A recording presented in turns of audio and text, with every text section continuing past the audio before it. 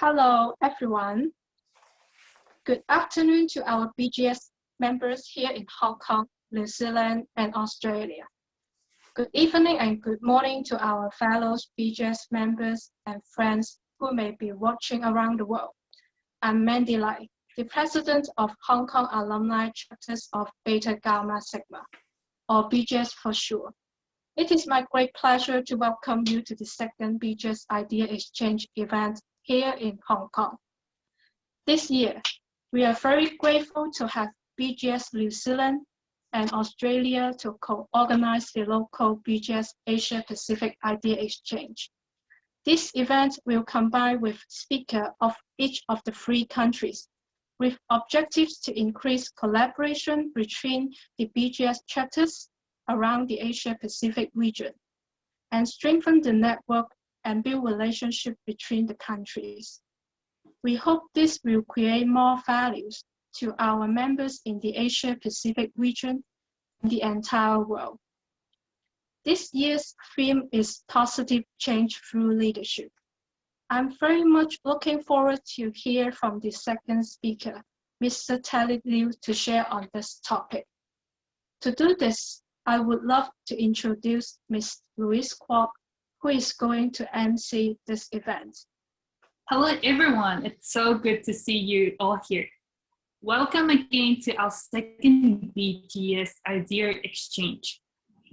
My name is Louise Kwok, and I'm a fourth-year business student at the Hong Kong University of Science and Technology. I'm super excited to have you here, excited about our meaningful conversations today. Now, before we begin, let me remind you to keep your videos on so that you all can say a little hello and see your big smile. I'm sure I'll speak to meet you face. There will be a 10-minute Q&A session at the end of the presentation. So if you have any questions, feel free to type in the box below. Joining us today is an experienced leader from the real estate industry, Mr. Teddy Liu, from the People Development Committee of the Hong Kong Management Association. Teddy served in different functions: risk management, corporate governance, and something special about Teddy. He never says he works, he lives. Teddy holds a certified public accountant designation at the University of Hong Kong and a Juris Doctor from the Chinese University of Hong Kong. Today, Teddy will be discussing the topic of global values and sharing his philosophy of a responsible global leader, or better to say, an innovator or change maker.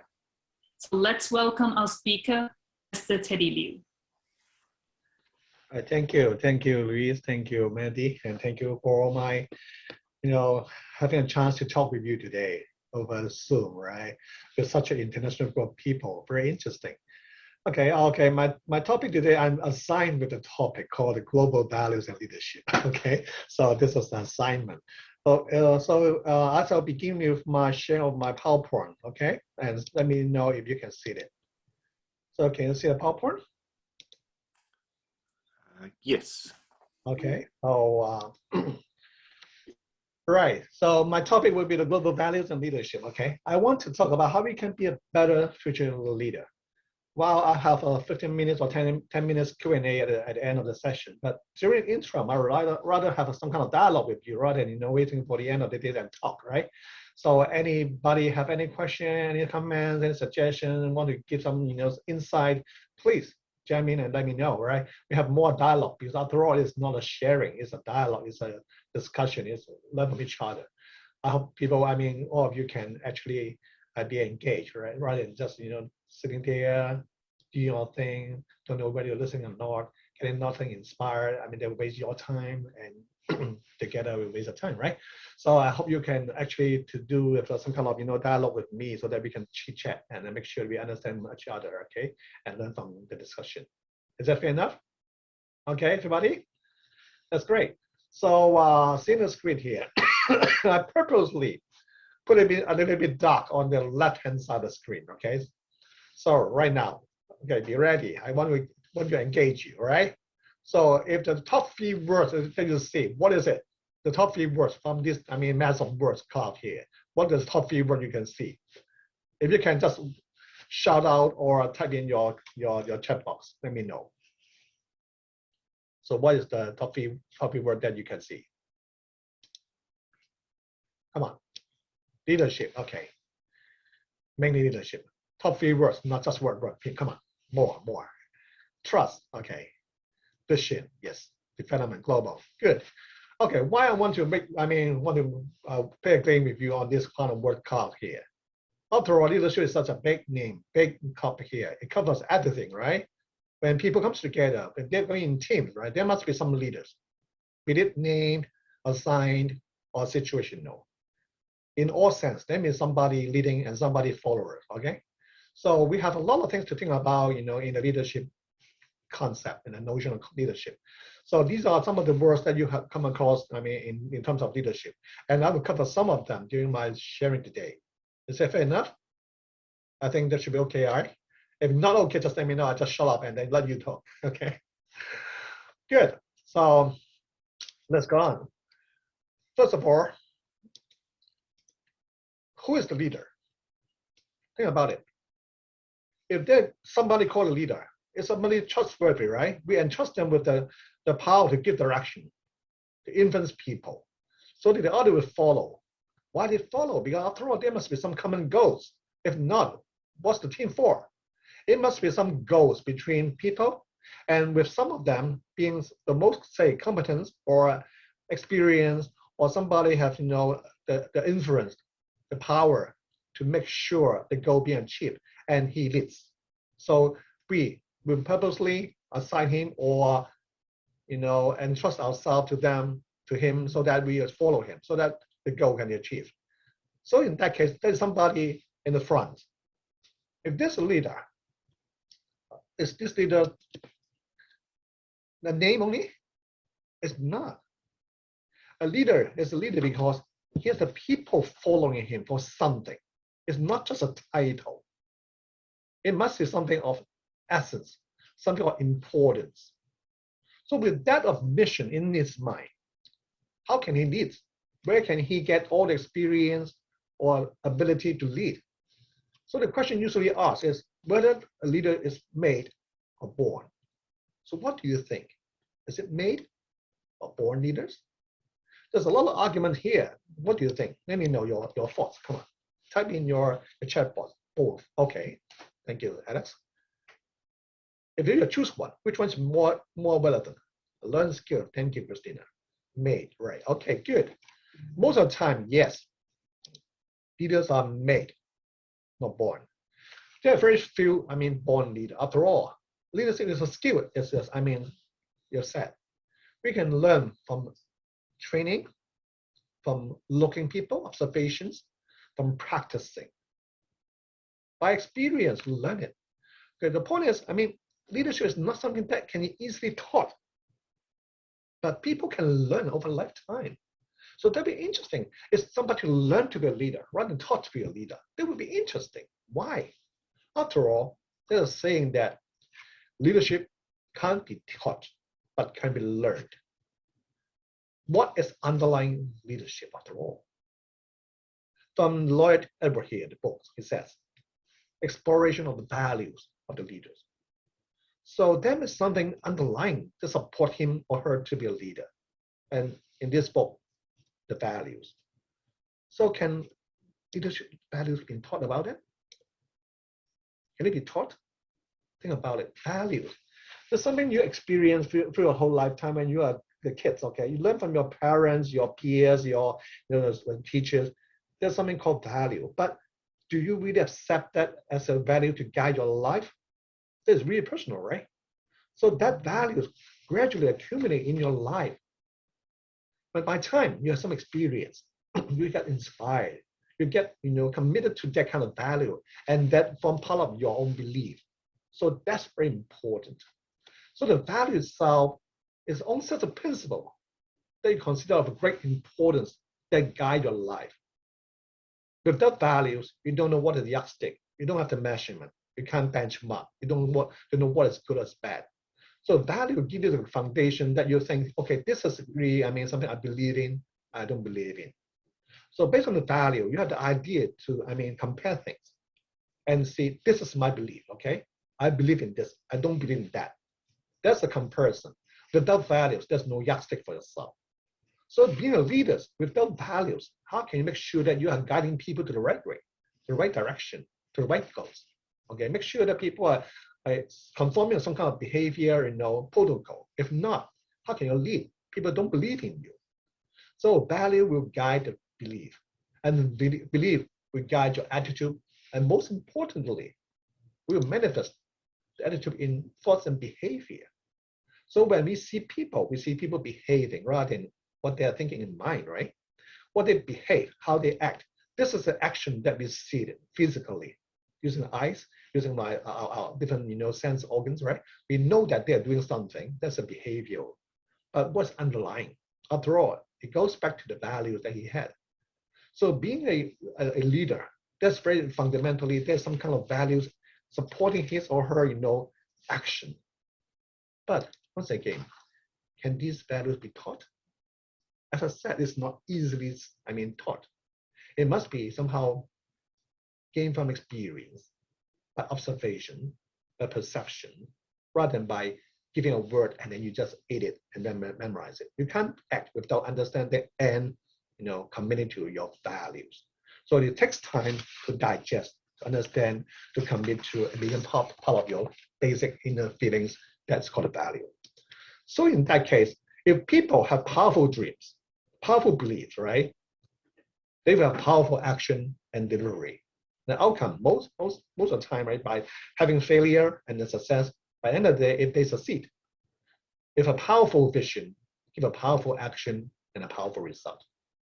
So be a big, a great leaders. You must have powerful dreams. You have, long visions.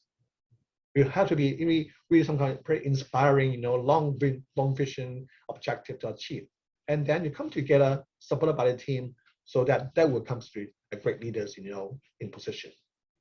So with that, if you have to read the book from Simon Sinek, Start with Why.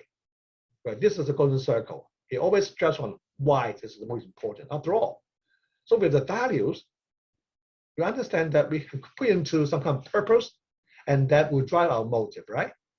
So from the observation, we see the action, we see the motive underlying the action, maybe we guess, right? And we ask, we understand there must be some purpose under that motive, that action. And then go back to the people's what is underlying, that's the value. So start with why. People always said, I don't believe in what you do. I don't believe in how you do it. I believe in you because I believe in what you believe in.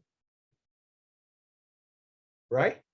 I believe in you not because what you do, what you did, what have done, whatsoever. Okay, your manifestation is nothing to stop me judging you or forcing me to believe in you if I don't believe in the why that you believe in. But no, but maybe you do nothing. Okay, you just do nothing. But your belief is so high, so aligned with my own values. Even you did nothing, I still believe in you. So that's why the value is so important, driving people together. We have common values. People come together as a flock, right? If not, they're not coming together. You cannot buy people by money only. You buy people by influencing what they believe in. This is really important. So we know that as a leader, there's a lot of values, Google from this link here. Just top 10 to 15 values here. I'm not going to talk in each one, right? There are plenty, many of the values. So all these things actually guide how you behave, okay? Guide your motive and your behavior, and then people look into your behavior and start thinking why you do it. Why you do it? What's the purpose? What is the value behind you doing that? You're doing it is only the manifestation of what you're doing, not really, reflecting your value. If ultimately I found your value and I don't believe in it, I don't trust you, and then you're not my leader. But actually, I look into your value and see you doing it all the time consistently along with your values, and I believe in your values, and I'll be a follower, a fan to you. So in that case, we understand what are the values underlying a leader. That is most important, right? Is that okay up to now? And not okay, let me know, right? I mean, maybe too fast or, a blur of my words. So if that is not clear, then let me know. Okay, I can slow down a little bit. Okay, so what do leaders always do? What are the key roles then? Who are the leaders? Frankly speaking, leaders always in action. It's not a position. So nobody named as leader, right? Even though you are maybe named as manager, team head, boss, you get a lot of names, right? That doesn't mean you are a leader. So what do leaders do? Who are they? It says here, leader is in action. So what is the action? In some of the time, okay, the leader maybe just, roll the sleeve and then do the work themselves. Sometimes. But most of the time, they're not doing that. Why not? If they do it by themselves, by their own hands, if they can achieve it by himself or herself, singly, what's team for? Who are the followers? Why do we need them? Why does that mean the leader leads somebody that's not helping him do or achieving the same common goals among them? So a leader must be doing very important job. He builds a team. Without a team, there's no notion of leadership, right? There's solo, single, oneself. So with a leader, there must be a team. So the most important task for a leader is to build a team. If you study the team formation, there's 4 stages, right? Form, storm, norm, perform. The 4 stages, right? The formation part, how can a leader pick those people to come to his team? How can he choose them? What kind of evaluation criteria he should use them? What kind of role he expects these members are performing? How do they come together and work as a team rather than individually? So what is the time? What is, the position they're going to put these individual members and achieve a bigger goal? Think about it. So in a team, there's an acronym here. Team means that together, everyone achieve more, right? So a team means that it's not a single person job. It's everybody pulling together resources, experience, wisdom, and all the others to do a common goal to achieve more than just one person can do. This is really important. After all, there's another saying that when you want to go far, you go in team. You want to go fast, you can go alone. What's the difference here? When you're going to go fast, okay, really quick, okay, you don't wait for a team. Too much time wasted in coordinating, communicating, orchestrating, pushing, motivating, all this work with different members. Different members have different pace, right? So if you go alone, it's much easier. You just control yourself. But somehow we are human beings. We can't be going alone all the time. We want companion. We want support. We need loving care. We need a lot of other people, motivation, support, caring at the back, all these things to make you can go longer, farther. Okay? So in that case, go far, go in team, because the team supports each other. When you are tired, somebody will pack you and then give you support and then even carry you. Okay, if somebody needs some help, you just offer help so that we can come together. We smile, we love, we care, we trust, right? Respect. All these things makes, the team movement together, getting more energy to sustain more perseverance and to long-term success, right? So in that case, people come together as a team to do bigger job, longer job, sustainable job. And by ourselves, it's only some kind of rush for a small task. You can achieve it easily by yourself, or you can never repeat it easily all the time through the whole life. Through the whole life, we want this success to be continuous successfully, sustainably throughout the whole team to do the same, repetitive or somehow similar task for a common goal. So going in team is very important. So with that, the most important task for a leader, once again, is to build his team. Without a team, it's meaningless to be a leader. You just go yourself, right? So with this, belief here, I'm going to share with you my belief in 4 major roles of a team leader. Is that okay so far? Clearly, right? Okay, that's great. Thank you. So I have 4 key roles for a team leader, just like a metaphor. Okay. First one, I think, okay, you can see who is this guy? Come on, give me some word. You can see, guess what his role is. It's very straightforward. So you should recognize it. What is his role? Come on, type in, let me know. Coach, very good. Thank you so much.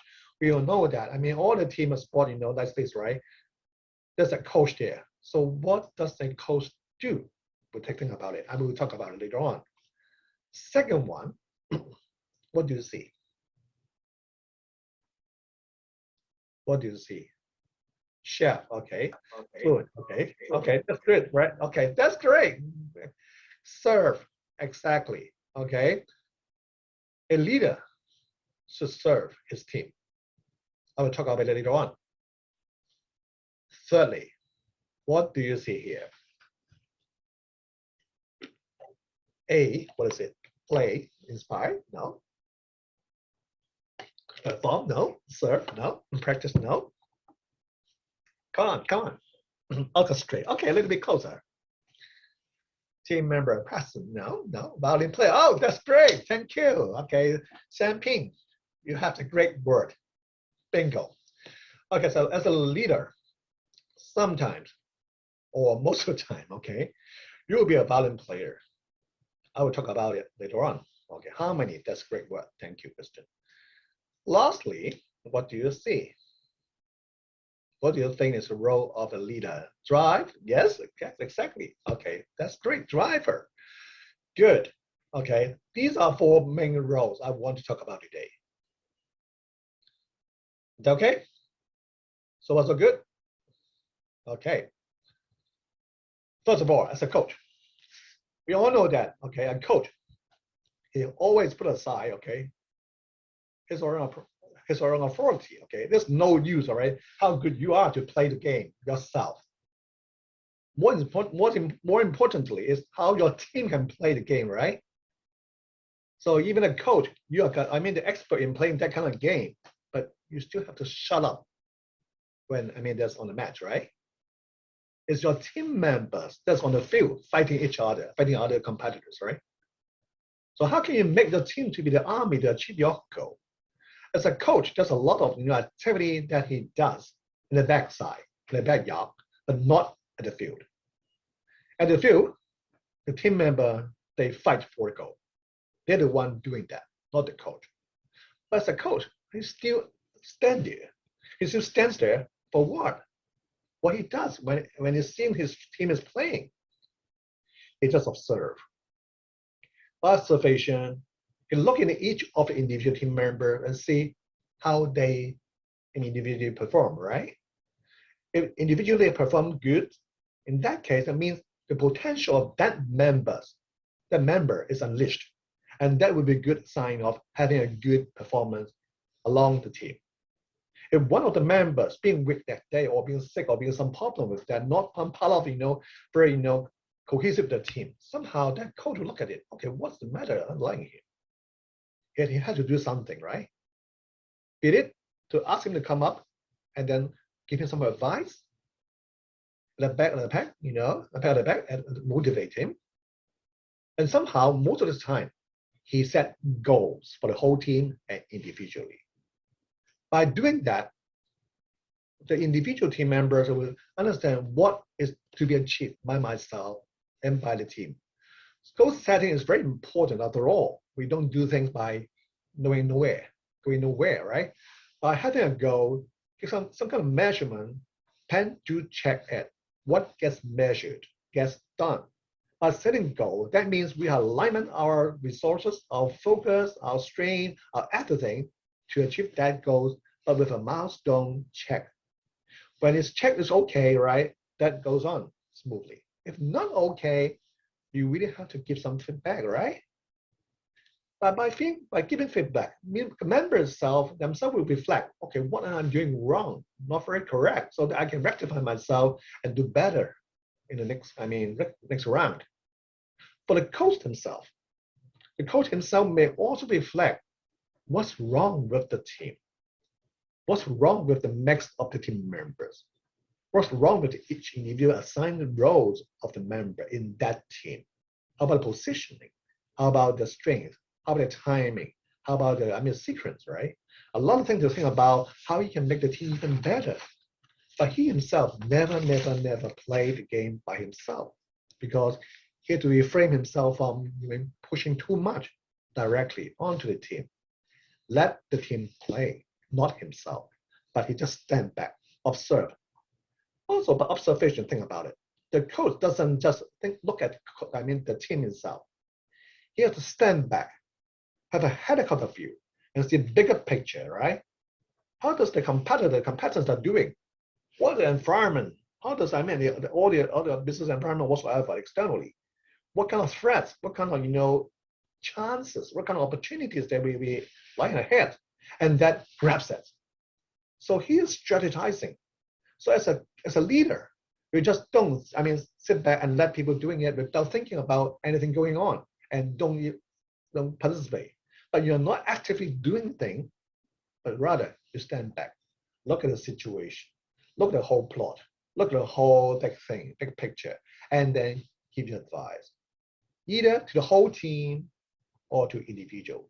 Sometimes you have to switch, some member, with a backup coming in, and then the players come back and take a rest. So with that resources management, that the coach is doing that all the time. Of course, motivation is very important. You have to actually motivate people, celebrate success so that people come together saying that, wow, we achieved together, right? It's not some kind of hero, celebration for individual. It's really some kind of the team achievement here. It's some of fairness. Make sure that everybody contribute, right? And everybody get credit. If not, somebody will be more happier, but somebody will be sad. And then they will destroy the team harmony. And then they will not stick anymore. Maybe they are successful in this time, but not in the future, because they are not happy. The coach is not fair. So as a coach, you see, there's a lot of things doing there, right? It's not simple. But the thing is, all the time, you just stand back. Think about it, where the credit goes.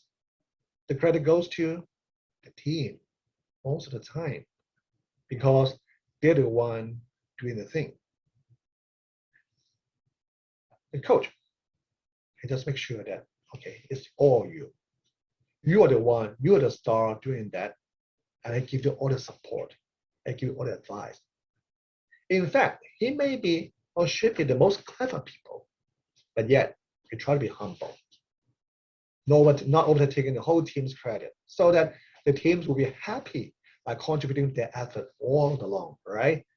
This is a great coach because he doesn't steal away the credit from other people. He grants all the credit to the members. They deserve it. So far, so understand the coach, right? Right. The next role is a servant. If you don't serve, if you don't know how to serve, I don't think you'll be a good leader after all. Why? As said, the coach is out, right? The coach. It is the member that doing all the tough tasks. They are fighting on the field.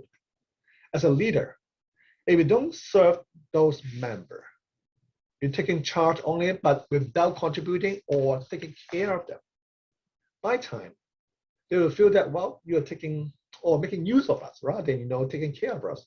In that case, the trust, the belief, the bonding will be losing. So with that, the team will be desegregated, won't work. So as a servant, what you do, actually you do a lot of work, By the book, The Service Leader, People don't want to be, just letting you tell them what to do it, but they expect you to do a lot of things of, your role as a leader. You have to listen. After all, the member will be somehow expressing to you what they feel, what they want, what they need, how they need help, how they want to contribute, what kind of, advice they have. Not because you're a leader that you speak all and then people said nothing, but the other way around. Those members, they are the front line. They know, say, for example, in commercial, they know the customers. They know what's needed in the customer's side. But you as a boss sitting at the back, you have no idea what what the customer actually wants.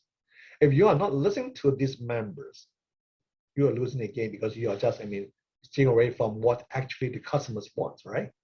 So listening doesn't mean actually using the ears, listening only, but listen to the inner voice of those members. That is most important. Everyone has emotions, right? You can't, just look at it and see, you look happy, right? And you say nothing about, you're not complaining. But point is, what kind of behavior you look into his or her, minor, sort of, expression, and you see, oh, he seems to be a little bit sad today.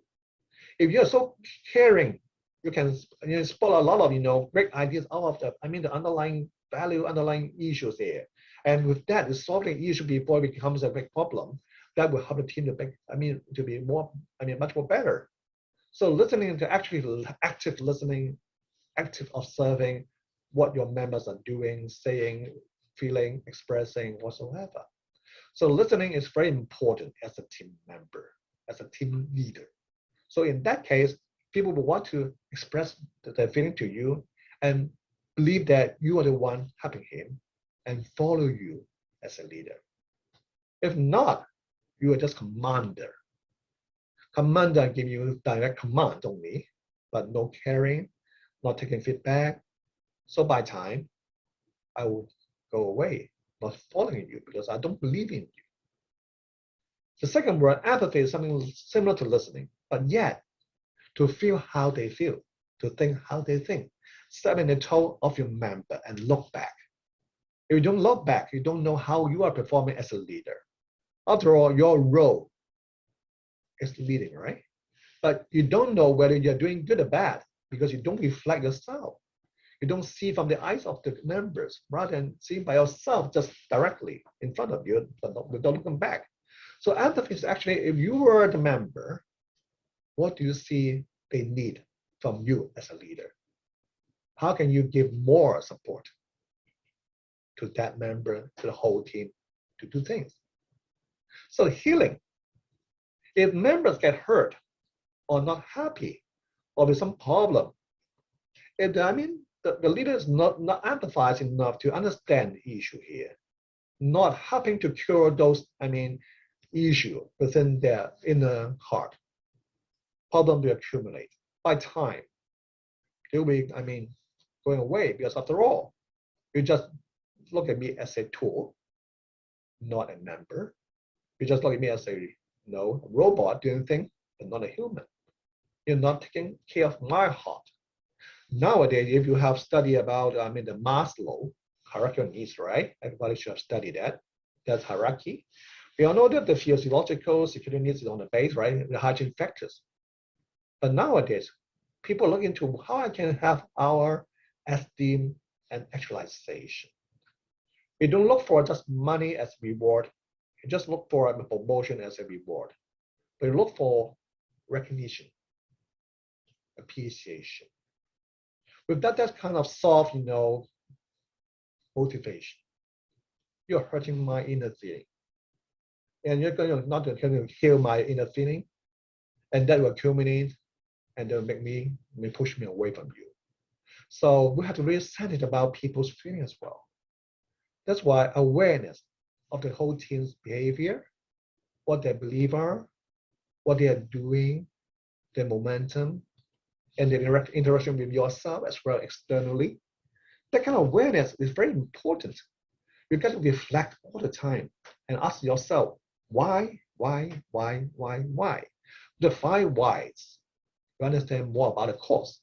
With the root cause identify, you do something to heal it, to cure it, to fix it. That's very important. But after all, people are people. We have to communicate, okay? If I have some thought, say, I would like to do it this way, and you would like to do it this way, may not be aligned. You got to persuade me why your way is better, why I should follow you, what kind of pros and cons you have. what kind of bad thing my proposals is not fit to your alignment. So you got to have a good persuasion ability, communication ability, negotiation ability. Make sure that I understand what you're talking about, and I understand why you think about it, and I understand your point of view is better than mine, and you persuade me to follow. Not just by word of mouth, right? It's by the heart. You persuade me and make me feeling, totally from the heart. Your one is better than mine, and I follow you because you actually persuade my mind, not just my mouth. Say yes, lip services. No, actually, my belief that you are correct. That's why I follow you. Okay. Another one, we have to conceptual things, right? Conceptualize things. Because after all, mission is a big thing, right? Not easily, describe. But people do things practically, right? So you have to really put some concept into realization. So you have to really figure out how things are put into actual practices. At the same time, don't lose focus, right? On one hand, we are using our hand to do work, but we are using our mind to think about what will the future goes. So in that case, you have to really ability to conceptualize the vision, the goals into practical action and step-by-step approach. So that kind of ability, as a leader, you have to really think about the plan, the objective, the goals, and the timeline whatsoever, and then conceptualize all those activities, and then put into step-by-step approach and assign the right people to the right time, to the right task, so that the team can perform, right? Foresight, of course, very important. After all, leader means look ahead, the beacon of all the things, right? Look at, this direction, the compass for the whole team. If you can't have a foresight, we are losing direction, right? So that's straightforward. At the same time, you have to steward the whole team. You make sure that people come together at the same page, right? Nobody is lagging behind, and nobody is going too fast without, the team action together supporting team. So stewardship, all the resources, all the time, all the resources, and other, external communications, right? You have to really steward the same thing. So the next one is committed growth of people. This is very important. Back to square one, as said, a successful team leader builds team. The team is not a robot. It's not a tool for your success. It's people. It's your future sustainability. It's a future continuous success, right? So you give them all those needed for their own development. As I said, the Maslow, people want to achieve by themselves. It is me that's most important to myself, right? It's not you that's most important. It's me that's most important to myself. What is it for me? What is it for me in the future? What's my career development? What's my future, achievement here? People think about that way. If you're not giving all the support and all the resources so that they can grow, they can develop themselves, not being taken care of, not aligned with their own goals, right? That means why should I be your team, right? You're not helping me to achieve my own goals after all. I should be doing that for you. You are who are you, right? If you are the one that's just for your own self-benefit, why should I work for you? I want myself to be successful. It's me that's most important to me after all. So in that case, as a leader, we have to support them by giving all the career development or the personal development, something like that, to support their own growth. That's very important. And at the same time, the team don't work in silo, right? A team doesn't work in silo. In that case, what is the circumference of that team? It must be some kind of other, peripheral issues or resources or connectivity or whatsoever. So we have to really put the team in a very good community and environment and beyond so that the team can perform accordingly with the direction that you're heading. So with all these 10 goals here, the 10 roles here, as a servant, that's a lot of work for you, right? It's not easy. So as a team, you must make sure that don't tell people what you want to do, but ask, where am I needed, right? Where am I needed to support you as my dearest team member to achieve your and our common goals? That's most important as a leader, as a servant. Okay, up to now, 2 rows already down the road. So far, so good. Okay, if nothing happened, I will go on with the third row here. Thank you, Mandy. So the third one, what do you see? As a violin player, okay? Somebody play piano, right? See those, the staff here, although the music sheet here, right? So as a violin player, think about it. Why violin players? What's so special about violin? Anybody can guess? Anybody can guess why I say a violin player? Anybody kind of has a clue on what I'm going to say? Create harmony, yes. Harmony of what? Model playing people, the people, where is people? Where is the people represented in the violin or something? Plays in orchestra, yeah. But okay, inference, okay. What is it? Okay, think about it. The violin, there are different strings, right? The strings, okay. The strings are not the same, thickness, length. They got different tones. What does it mean? Meaning that different people have different abilities, right? Different potential. But somehow, they are somehow recognizing each other and put together as a team. Sometimes when we play a song, when we play a chord, we don't bow all the string all together. Sometimes you pick 1, 2, or 3, or 4 together to create a chord, right? So that means you as a violin player, you know what chord to play. Who is which string you're going to use to create that chord, harmonious chord, right? That means you understand each one of your members, the strings, and then make use of them to create a chord that you need. That's very straightforward. And sometimes you see the finger pack on the neck, right? Why that finger? Because sometimes you have to vary the strength, the tension of that individual string, isn't it? With that different tension, meaning that sometimes you push somebody harder, sometimes you relax a little bit. Why? The song, the melody, that tones, that kind of voice, that kind of forces, that kind of sound, right? You have to read different kinds of hand fingers, and then different tension among different strings to create that chord. So you are the one actually playing the chord through your fingers, interacting with your strings and members, with different tension, different length of the string, and different thickness of the string, and which one of the string together. That is most important. With the understanding each one of the string, the member, their potential, their sound, their ability, the tension that can sustain in some concerted error, it's concerted tension, right? The chord won't be harmonious, isn't it? This is one thing. When playing the chord, you play a song, okay? The song is given by this the music sheet here.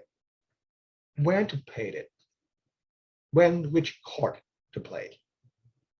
There's some tempo, some pacing, some sequence, right? You have to be planful. You have to practice it as well.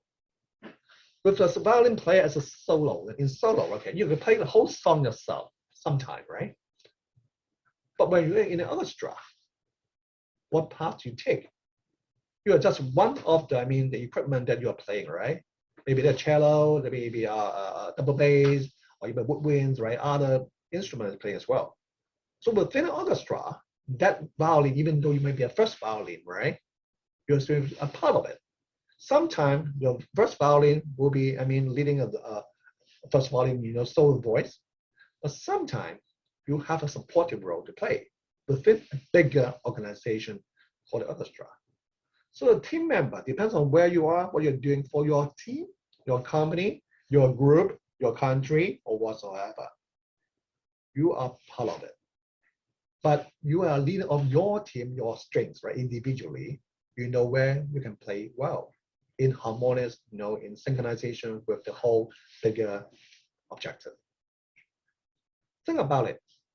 In the violin itself, okay? They're clef, they're the neck piece, and then there's a body, right? Of course, a string and a bow. So why a body? What is meant by a body? What is use of the body, the wooden body, the rig, and the whole body? Why? After all, it's a resonance box, right? It's a resonance box. So as a leader, you make sure that you give a very, good environment and safe ambient, so that all the people playing this, the string playing the chords, the sound by itself may be very little, but through resonance, that sound magnified, right? So in that case, that violin must be, well built in an environment that you make sure that you can make use of it to magnify the whole team's effort as part of, the song playing, as an orchestra or solo or first value whatsoever. So in that case, this is really something that you have to play good. Okay, thank you, Luis. So you know the strength of each other, right?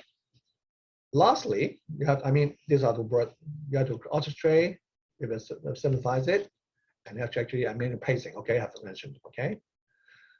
The leader becomes great, not because of power put on the string. It's a power, they empower the other party, right? As I said, this is most important. Okay, lastly, as a taxi driver, what does a taxi driver do? Come on, let me know. Of course he drives, right? What he does, apart from that. What kind of experience have a driver? First of all, he must know the way to go, right? And somehow, when you set destination, that's very great. Bring us people to that destination safely. That's the most important after all, safely. So the leader is the one that he knows the way, goes the way, and shows the way, right? That's straightforward. For direction, how can we make sure that our direction is correct? Which is the fastest way, the best way to go to that situation? After all, you as a leader must have experience. You have gone through something like this, so you know the best way to go, best route. If not, it's a new place.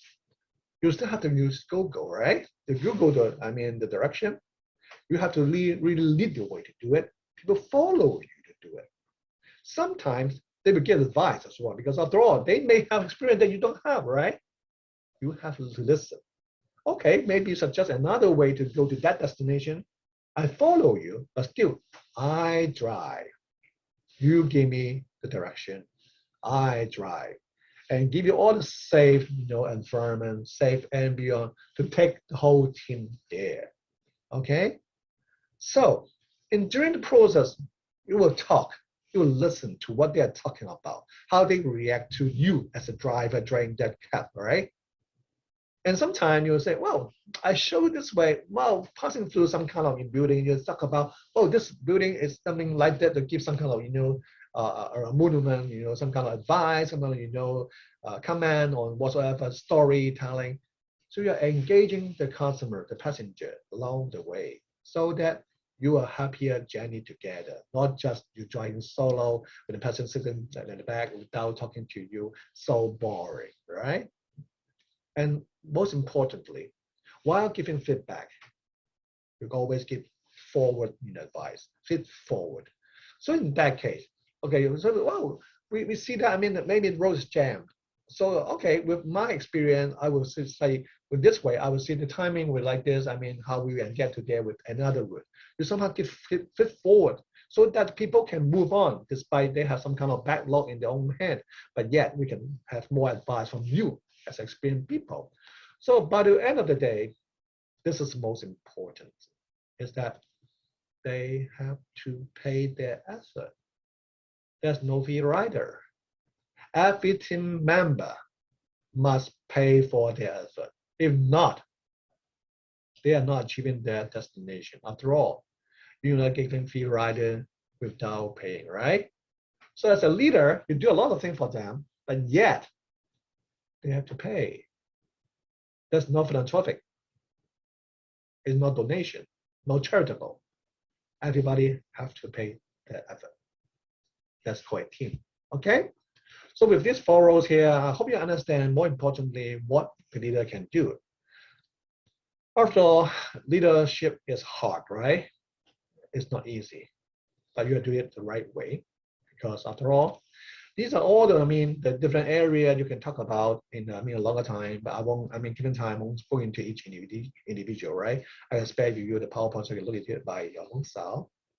But having said so, I still have not touched about the value. So we come in 10 minutes time remaining. I talk about all the values. Is that okay? Right, so a great leader will sustain momentum, and we increase the momentum so that we can achieve together.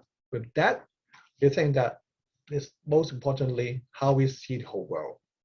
We all know the world now is very different. It's no longer the world that we had when I was young, right? So we know that there's a lot of different conflicting dimensions in the whole world that are covered by this VUCA. You know VUCA, VUCA? VUCA means that volatility, uncertainty, complexity, and ambiguity. We know that our world today is really full of VUCA elements here. We don't know what's going tomorrow, okay? What's going on tomorrow? We don't know which, direction should be the correct one. It's not easy to predict. No clear direct, indicator. As a leader, even to have all the information, maybe too much, too many. You don't know the correct way to do it. Only by thinking about, well, okay, what I believe in, guide by our own inner feelings, right? So the whole world, that all these things here, the trade war, COVID, automatic, accessibility, the shade our, our eyes, right? Giving us a little bit, unclear of our vision. So how can we guide ourselves to the future? This is most important.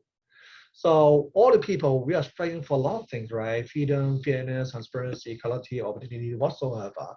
Your members are fighting for it. So facing these members, how can you make sure that your team can come to a very, a very cohesive, right, acting concept? This is not easy. So as a team leader, you are having a lot of difficulties. So ask ourselves, right, what can bring ourselves to a better future? What can I rely on so far? What can we rely on? What are the guiding principles here? So it comes to the value itself, okay? It's not the leadership competence that will drive you. It's not the leadership style that can help you. Of course, this all will, affect how you achieve your team building and team achievement, but yet it's not the most important. The most important, after all, is the different one is actually the leadership values. So let's square one. What are the values then? What kind of values they will gather for the future? That's the most important, I think. To me, frankly speaking, okay, leadership with the values in the heart of the leadership. So I try to search from the web, what is the global values? It gives a lot of different values. I don't have a clue. What are the most important ones? Sometimes they will say we need democracy, liberty, humanity, whatsoever. So a lot of words on the web. So what is the global values then? This assignment I'm given, right? Today, as I said, right? I'm given this topic, which I don't know how to answer it simply. So for the global values, I think the most important one, I have concentrated into 3 major values. That is very straightforward: faith, love, and hope. Without this, I don't have any guiding principle for you. Sorry to say so. So with that, I would say, first of all, love. Martin Luther King said, we need leader not in love with money, not with justice, not with publicity, but in humanity. After all, team is people. If you don't love your team, without humanity, I don't see success in leading a team, longer run. So start from your heart. If you don't love people, don't think about being a leader. You're just making use of them as a tool. You're just doing with robotics. You don't care. So you must ask yourself, do I really love my team? If yes, do I listen? Do I empathize? Do I take care of them? Do I give them the chance of development? Do I really align the thoughts? Do I take care of inner feelings? All these things. And then give them the advice, drive them to their success, and then let them unleash the potential, and then let them do it. Give them credit because you love them. Secondly, Gandhi, he says, only he can be a leader who will never lose hope.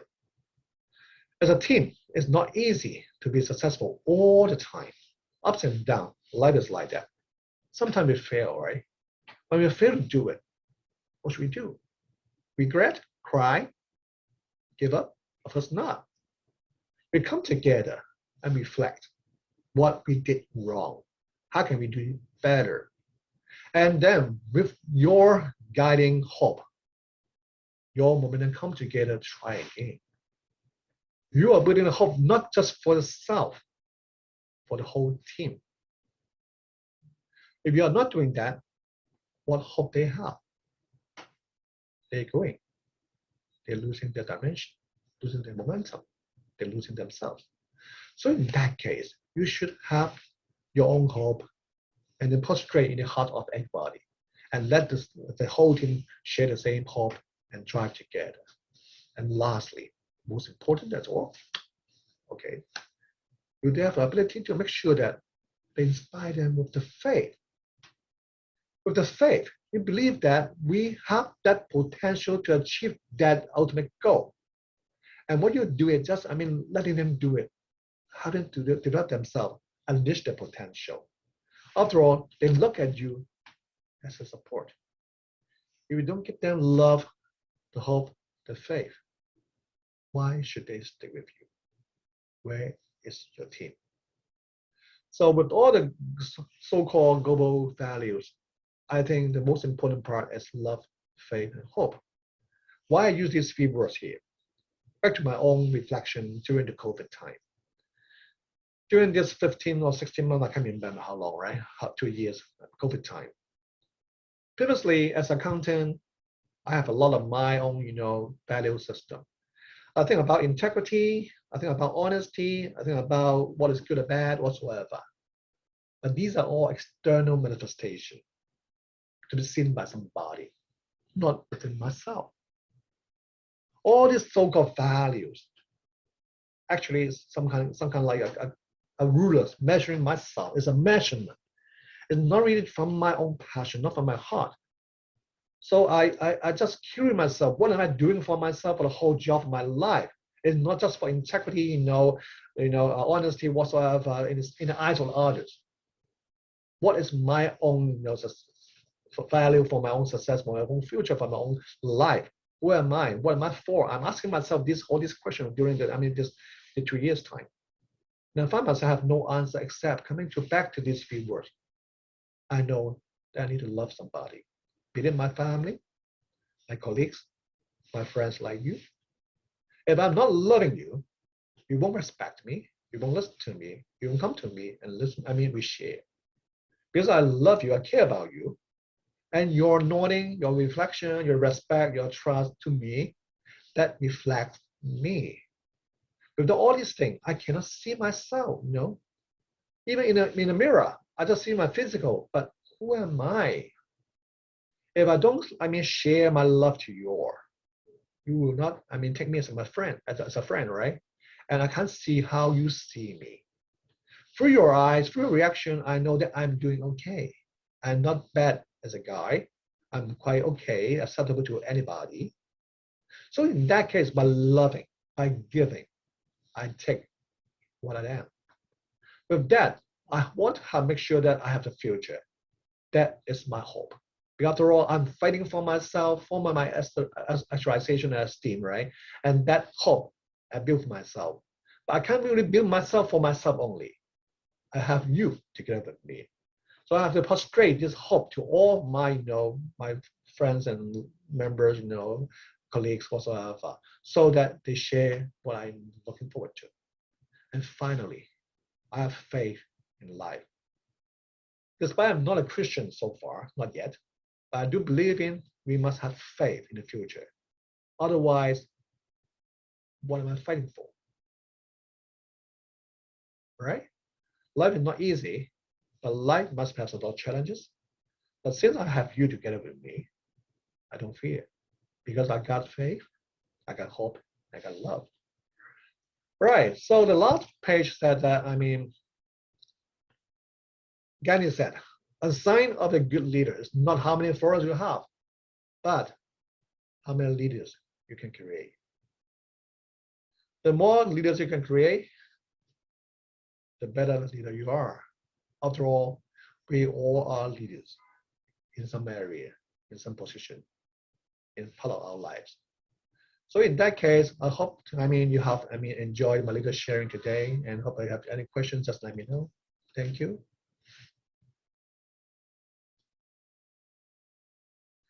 Right, so this is the end of my presentation. So if you have any questions or anything, just let me know. Much happy to answer your question. We have dialogue, please. Any comment? Come on, let me know. If you like it or you don't like it, just let me know. That's simple, right? Be honest and direct. No hard feeling at all. Okay, Lina, sorry. What's the influence of culture, right? Lina said, what impact do culture difference on leadership? Of course, that's a very big difference here. Culture means that it's a common behavior, okay? Common belief that comes together as a culture. If your culture is aligned, okay, people do things along, the common goal. Culture is support the goal itself. The culture does not, if the culture does not support the goal, right? That goal will not be achieved. After all, culture, as I said, is a belief and behavior of the people in concept. So if your leadership style or leadership objective or leadership value does not align with the culture, I don't see you can actually move people in the way that you want. So you can't move it, and you can't achieve your success in your task given, right? Okay, do you have any tips of creating leadership where working remotely? Okay, I don't see distance means obstacle to leadership. Leadership is a skill that you can connect with people, not just by distance. We have, the Zoom or other connectivity. We are always connected, just like the LinkedIn, your Facebook, the media, social media, whatsoever. We are all connected. Despite it's not easy to express, over words, right? Type words to your feeling or something like that. But yet, such as here, hi, hello to some friends of yours. Maybe colleagues working remote. You just say, how are you today? Okay, not checking on them, but just giving say hi, hello. People will feel that if you're genuinely doing that in some time, not all day, right? Not say, hey, how are you on the morning, and how are you at the lunch hour, how are you at the end of the day? You're checking on it. It's too much, right? It's conspiracy. But yet, if you really genuinely asking, how are you, right? It's a long time that we don't talk, right? Is there any progress? Any problem that can help you? If you are just, really care about them, distance doesn't count, right? Leadership means that you actually share them your vision, share them your care, listen to them, and empower them, and then let them do it at the same time, giving you all those, as a coach, as a driver, as a violin player, all these things. You play all these roles, people will feel that. So I don't see distance will cut off, leadership in that sense, right? So any other questions you have so far? Well, it's fine. Yep, okay. Well, of course, yes. I joined different groups. Okay, myself as accountant, okay. I'm one of the members in different accounting bodies. And I'm a member of the Hong Kong Management Association, and you're doing a lot of, pro bono work on the quality award, training awards, people manpower planning, different things, right? And I'm going to have one of the meeting today afternoon in the Hong Kong General Chamber of Commerce on the manpower, committees. And I'm also in the Hong Kong Institute of Marketing and the Institute of Human Resources Management. And I'm mentor in 11 schools, university in Hong Kong. I'm doing teaching all the time. All besides my work in New World, which is some 40,000+ people enterprise here. So, there's different cultures overall, right? I'm just talking about how can we come together, and support the whole organization, and for myself, either be a leader or be a follower. So somehow, of course, different cultures is not easy when we come together. But within that organization, if you buy in the vision of that leader, you buy in the VNV of that organization, if you really support that already align yourself towards your expectation and people's expectation, that's more easier. After all, culture, as I said, is a behavior of people coming together. You really have to give and take, right? You have to adopt yourself to that kind of behavior. But ultimate aim, the vision, if you share the vision, ultimately, it's not difficult because after all, this is a common goal. You want to achieve that goal together. You join that kind of organization to support that goal. If you're not supporting that goal, you're not going to join that organization, right? It's an automatic alignment already. but behavior may be a little different. But yet, with respect, trust, teamwork, somehow when team comes together, form, storm, norm, ultimately will perform. So through the process, okay, you understand, you stick to the vision, and then through formation, storming, and then norming, and then team somehow can perform at their belief. If the ultimate goal is still there, is still sticking to that long-term ultimate objective. Okay, so I hope that will be give you, the idea how different cultures come together. Okay, so as how love will brought to everything back to the three basic human beings. Okay, yeah, that's correct. I think, yeah. Right. So Thank you. thank you, Luis. I hope my sharing will be a little bit and you, also. right? Yep. Yes, sorry. Definitely. And our dear members and friends from across the world, thank you for joining us today for your active participation today. We're also very honored to have Christina Outlet from BGS International. And before the end of today's session, let us take a group photo to conclude this meaningful presentation. So please turn on your videos and cheers. Wes will facilitate the photo shooting. That's the most important part of the day, right?